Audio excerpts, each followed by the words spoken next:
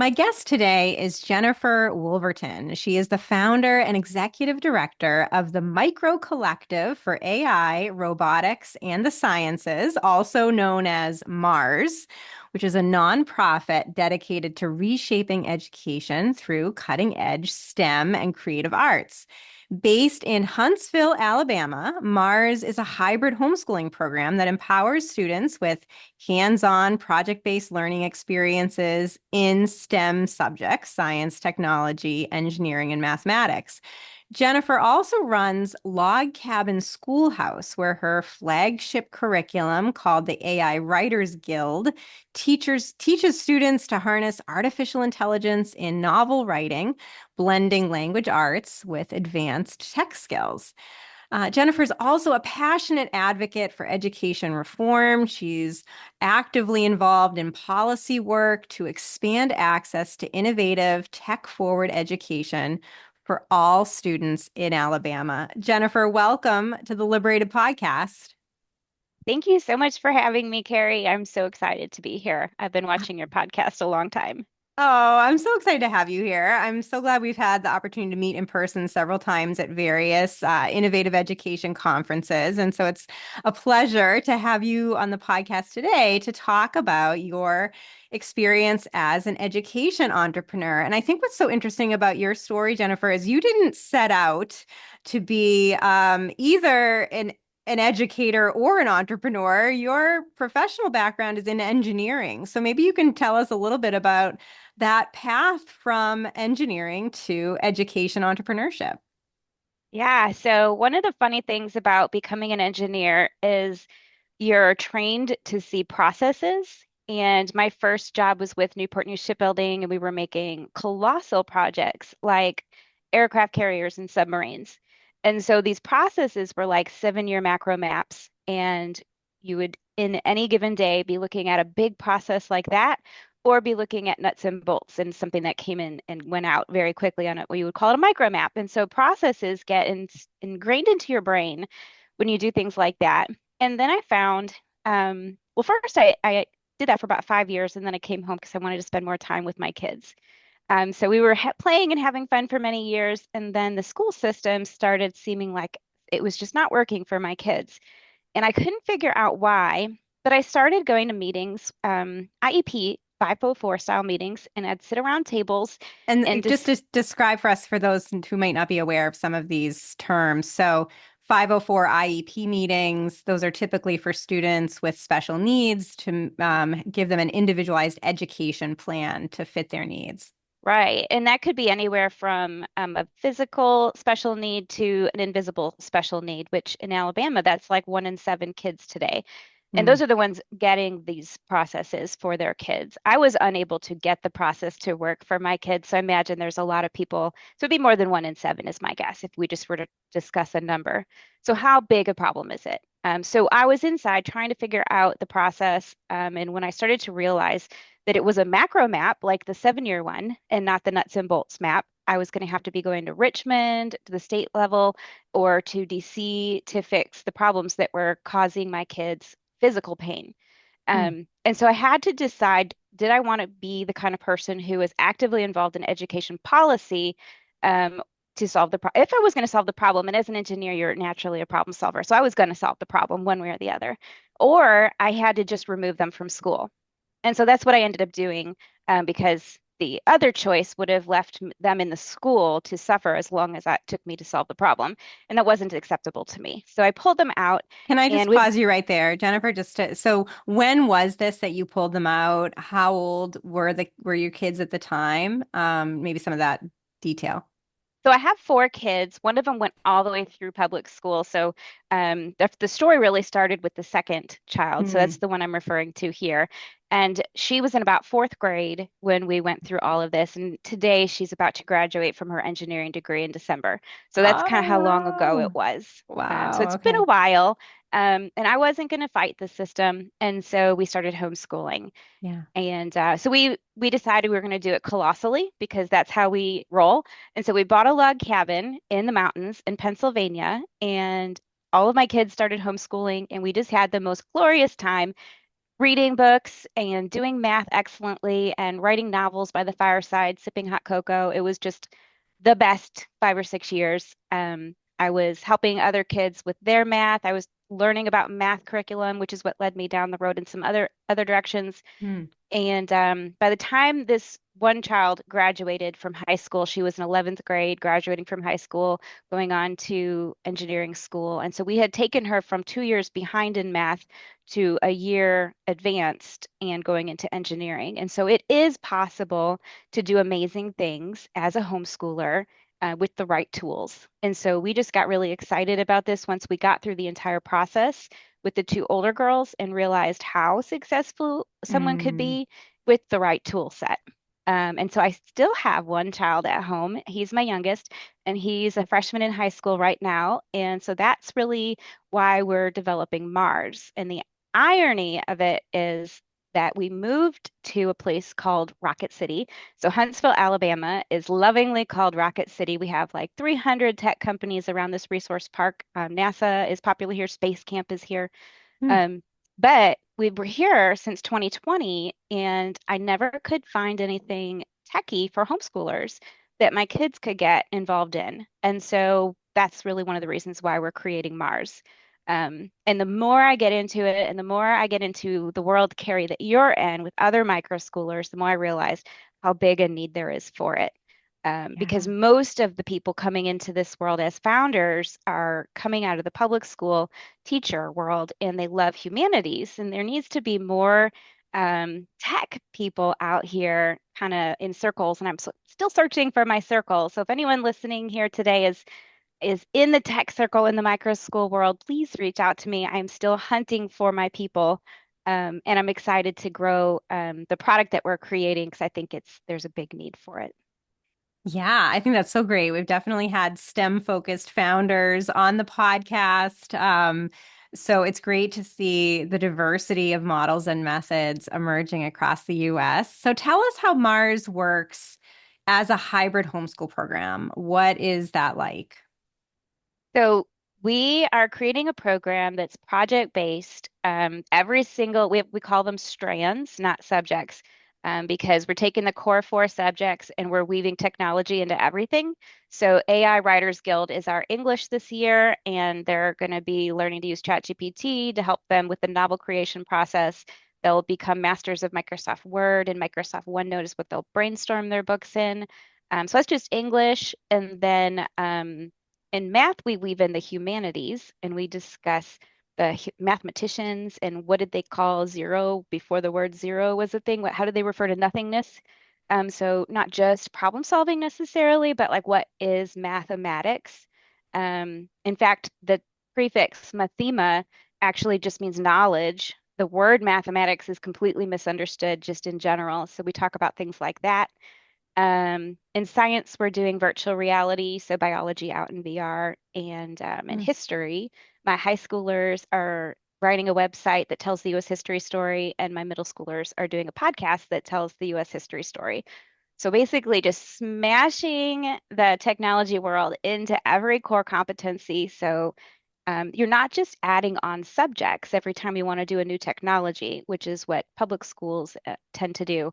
When you want to learn coding, you have a whole nother class called coding. When you want to learn AI, you might have a whole nother class. Maybe you learn that inside coding, but the cybersecurity now is a whole nother subject. But how do we only have 5 subjects so that we're not adding to the mental anguishes that our kids are going through today with so much on their plates, um, and keeping things simple still? And so Mars is really trying to create a curriculum idea as well. So one of the things we'll be doing is having like an endorsed curriculum list on our website, things that we think are smashing things together. So you can do less things in a day, but you're still kind of spending the same amount of time learning.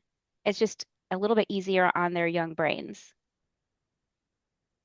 Yeah, it's such a great model. I love the interdisciplinary approach, the way, and of course, this is so much about homeschooling. I'm sure this was informed by your experience as an independent homeschooler before becoming an education entrepreneur, of just being able to make those organic connections between different subjects and different interests and tying curriculum together, based on what a child was interested at the time. So it's just neat to see that come about at Mars.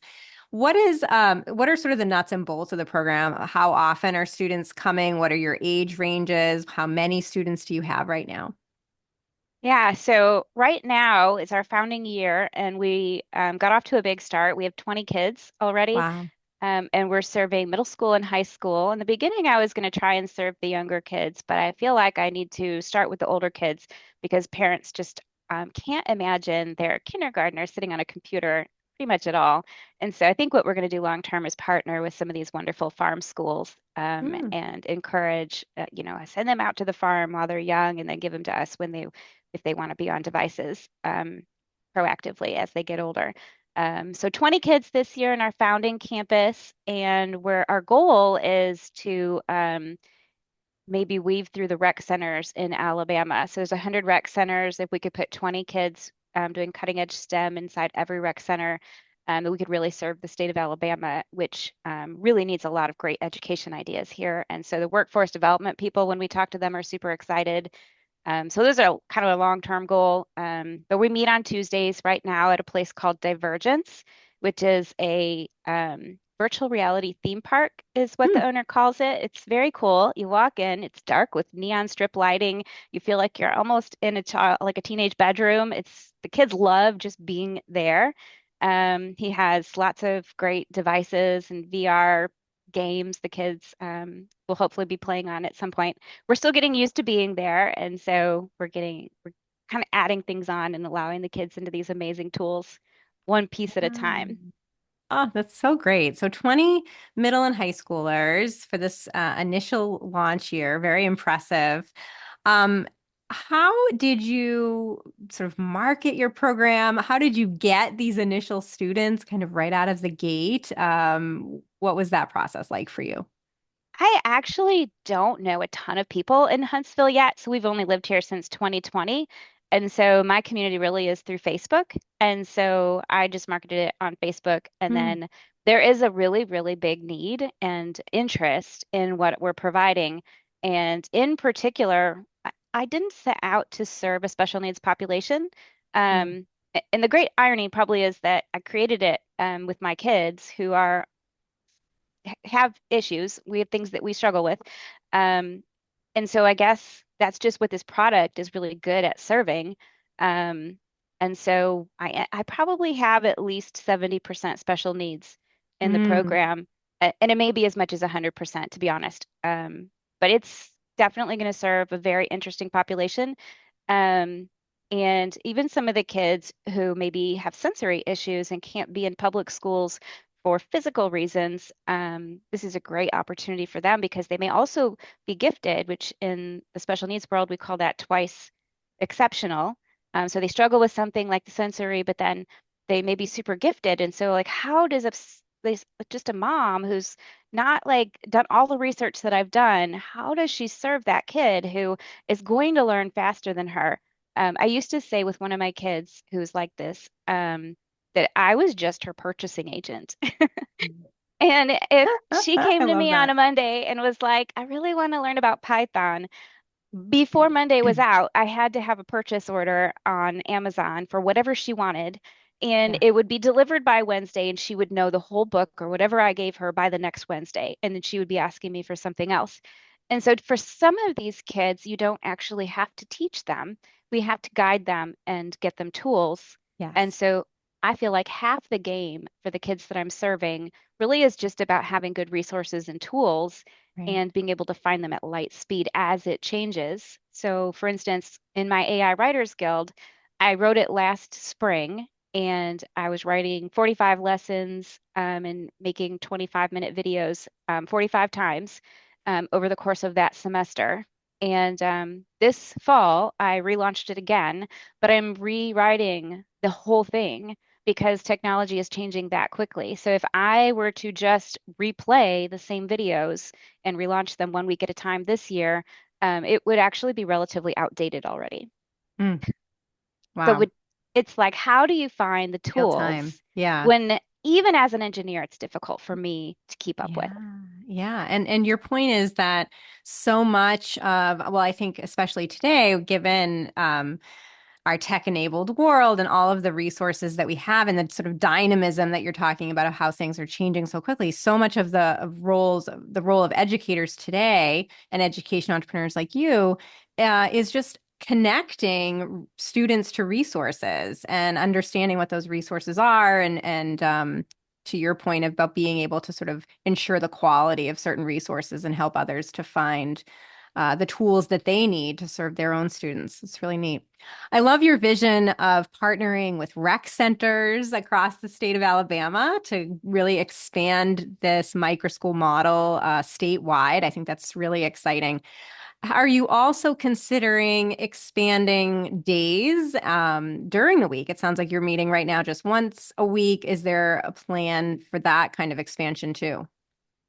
Absolutely, because in the beginning, I was just, we all just plan things for our own children when we homeschool, right? So I built Mm, this for my son and I was like, what does he need? What does he want? And he yeah, loves to be at home. And so I was like, 1 day a week is good for us.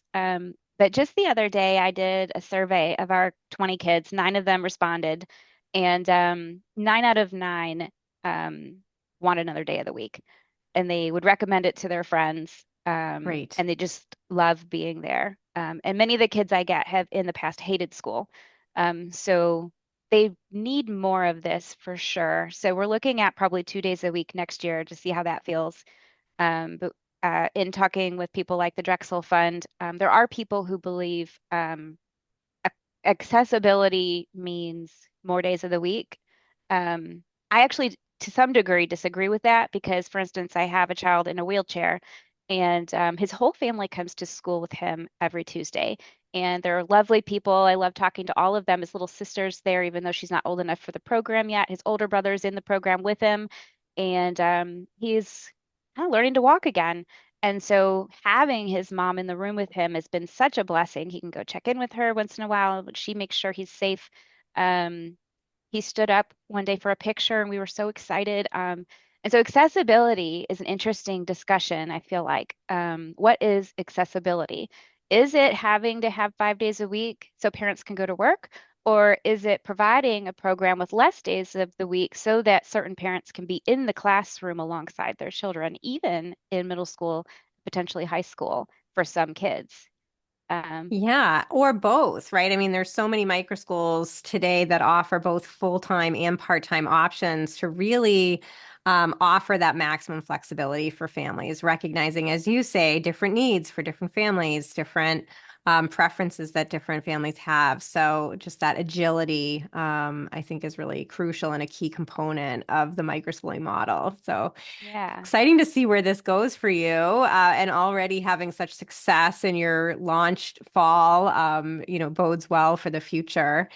And I'd love to talk a little bit more about accessibility in terms of financial accessibility, because Alabama is one among a growing number of states that has passed universal school choice, a universal tax credit education savings account, ESA program that enables students throughout the state to have access to, I believe it is about $7,000 per student per year to use on an educational program that the families value and demand.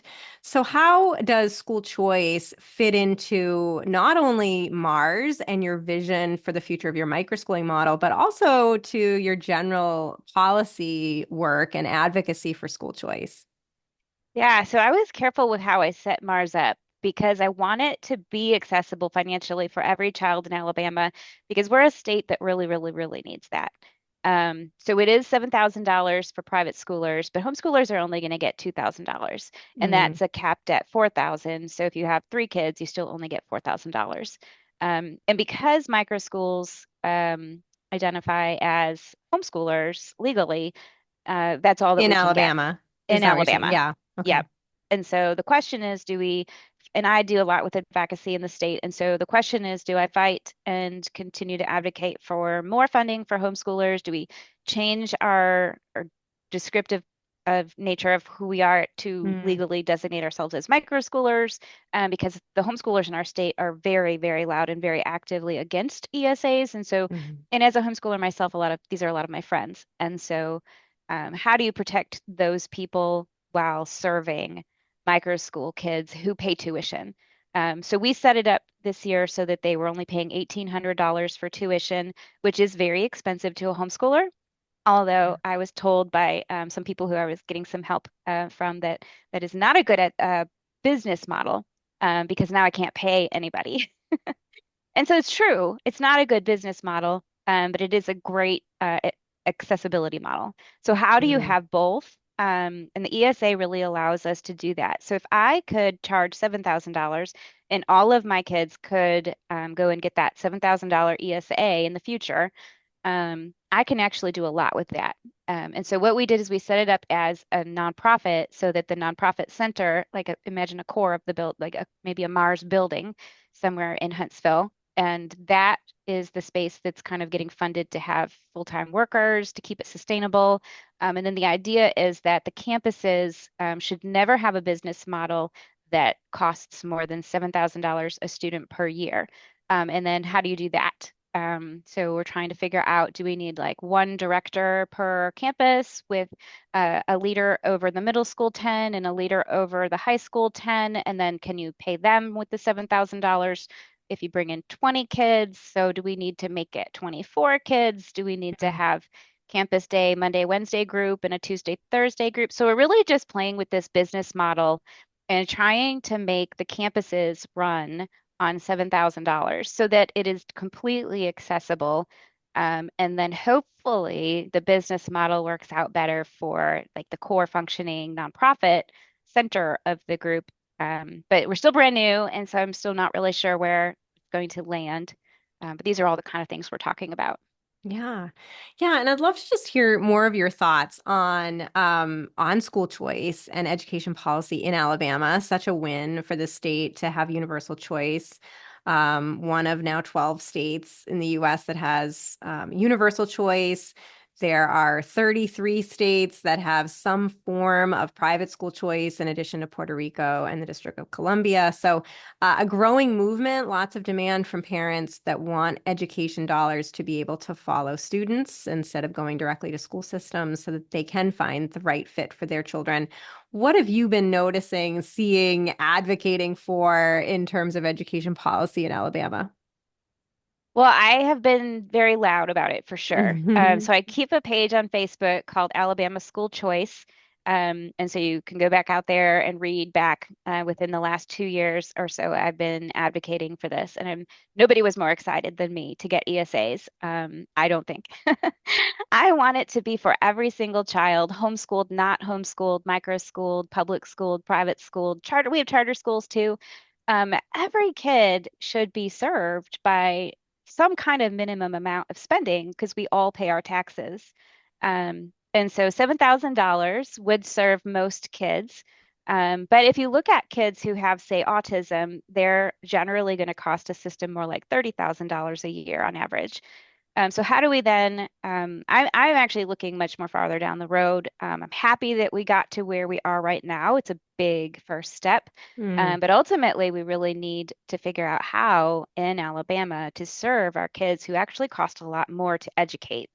And I feel like Arizona and yes. Florida are really great models for us to look at and follow.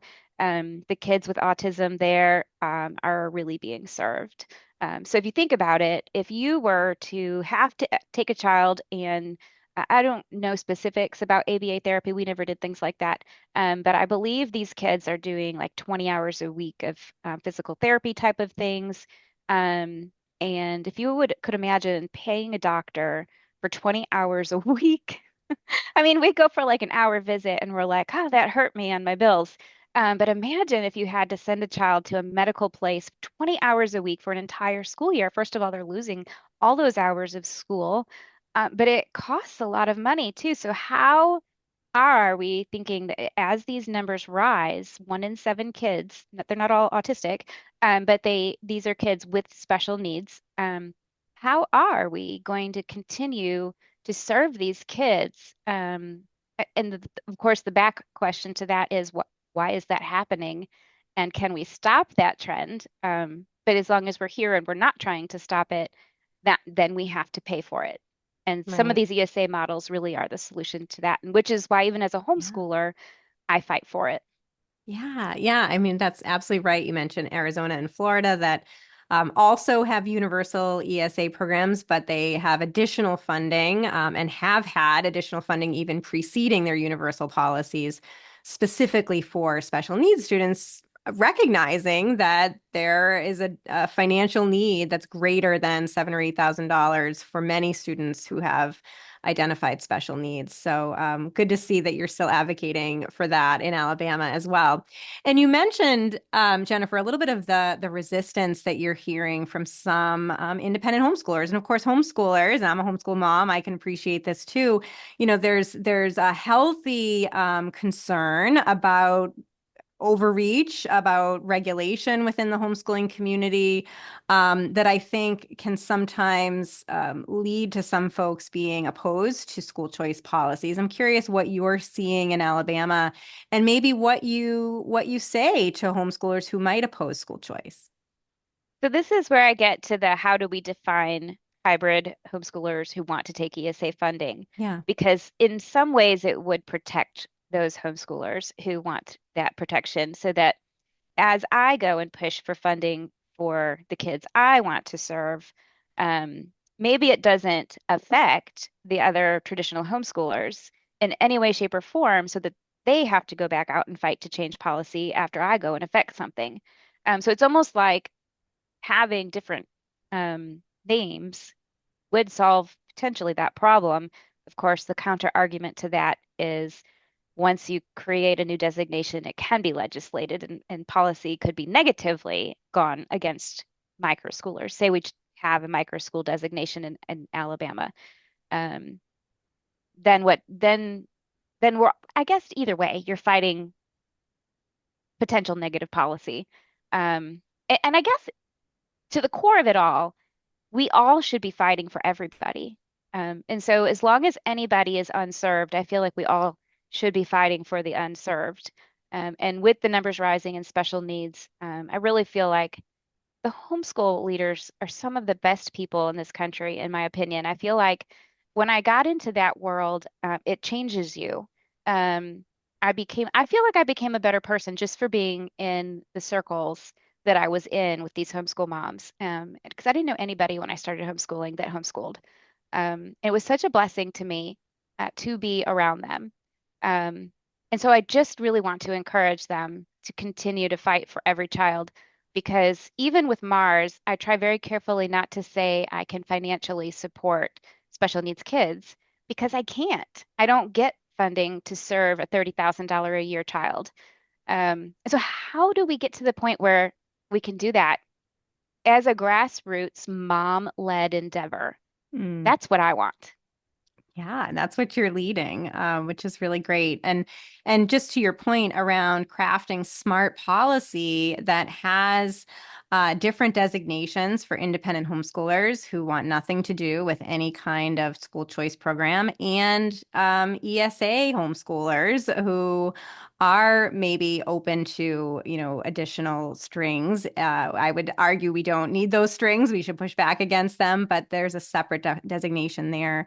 And Colleen Horonchik, who's a policy analyst at the Cato Institute, has written an incredible policy brief about creating this firewall, as she puts it, between homeschoolers who are not participating in a school choice program and homeschoolers who may be participating in an ESA program, and really having that clear designation to allay some of the fears that independent homeschoolers might have.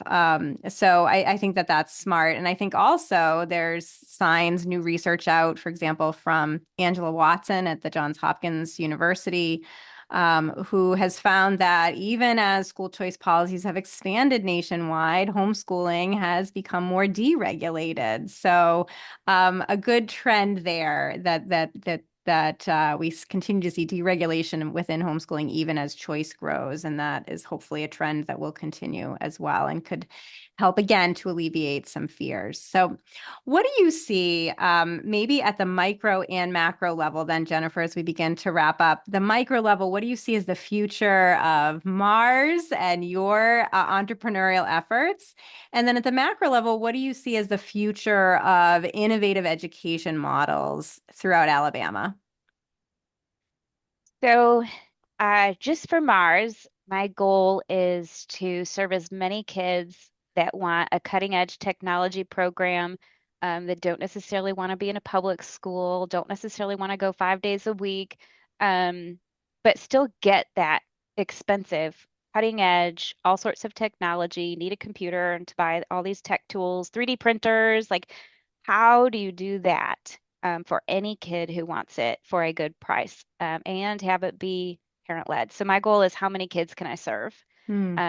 in a state that 22 out of 67 of our counties are still fighting for Wi-Fi.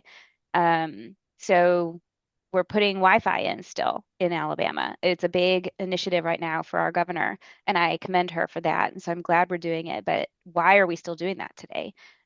So these kids need what we're serving really badly. So that's my micro goals. How many kids in this state can I serve? And then I would say at a macro level, I'd really like to see the technology conversation change.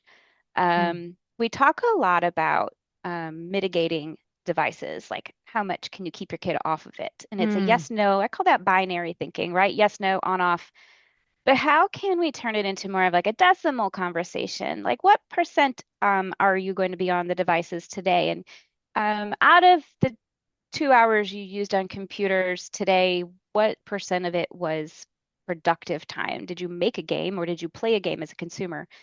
So I'd really like to see teachers, moms, people who don't actively get involved in technology because they don't love it, and that's okay. We don't all have to love all things.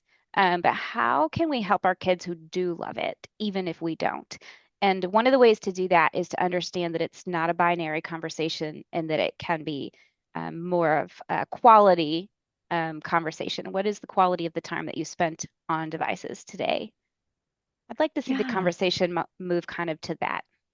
Yeah, to more being more comfortable in the gray area or with some of these nuances around technology. I think you're right. There is this, I love that, this sort of binary thinking around technology and just being able to be sitting a little bit with more of an uncertainty around that or conversation around that and seeing the ways in which technology can be really valuable for young people and for learning. I think that's great. Yeah. So, as we wrap up, Jennifer, one final question, which is, what advice would you give to other entrepreneurial parents who might be listening to your story and inspired to go off and create something new for their children and for others in their community? What advice do you have? Oh my goodness. When I first started homeschooling, the first thing I did was go to the library every single week on the same day at the same time, and I read every single book on the homeschooling shelf at our local Virginia Beach Public Library. Um, and so just research.